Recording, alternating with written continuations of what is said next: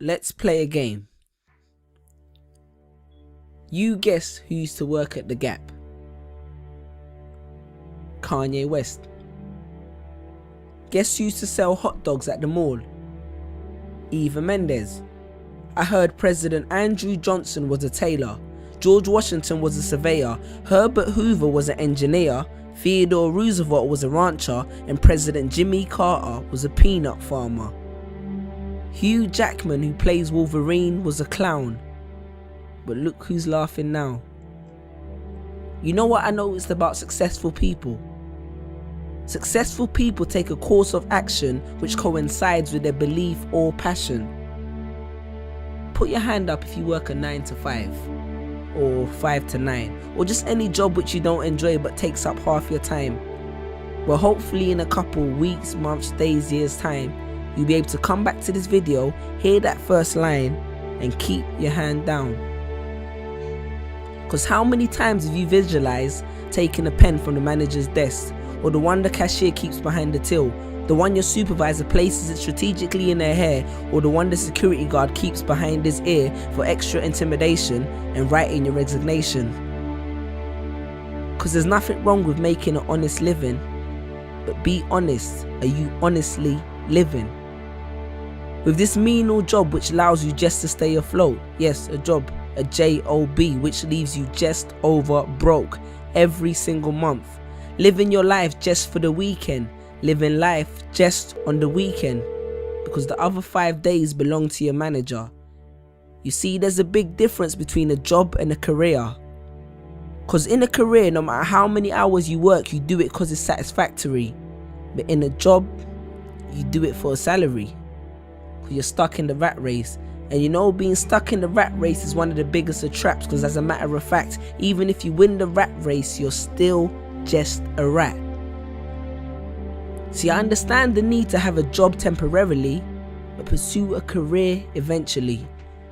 Because in my job, I used to sell at least 200 shoes a day, and none of that was ever reflected in my pay. One of my colleagues once made the company $5,000 in 1 month, and you know what he got? An email, a £20 discount voucher, and a complimentary lunch.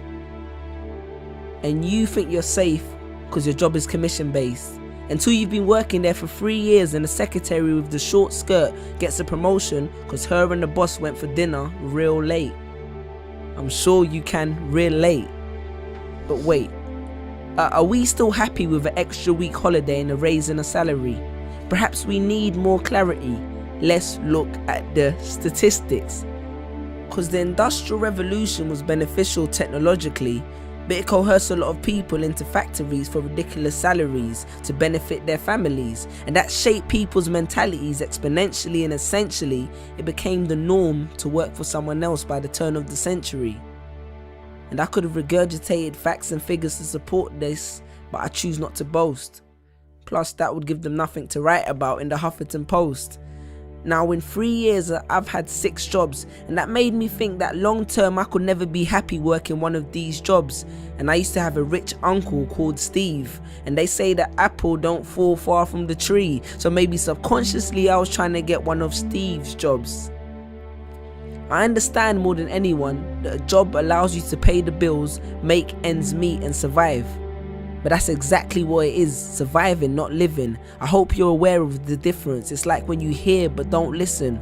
Because you can hear good advice, but if you don't heed it, it does no benefit to your system. The same way only knowledge with application is wisdom. I hope you're creating the distinction.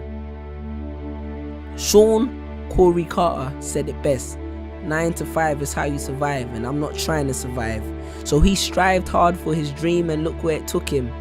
So bear that in mind next time you drive past that arena in Brooklyn. But then again, survival is the only trait that every human being has in common.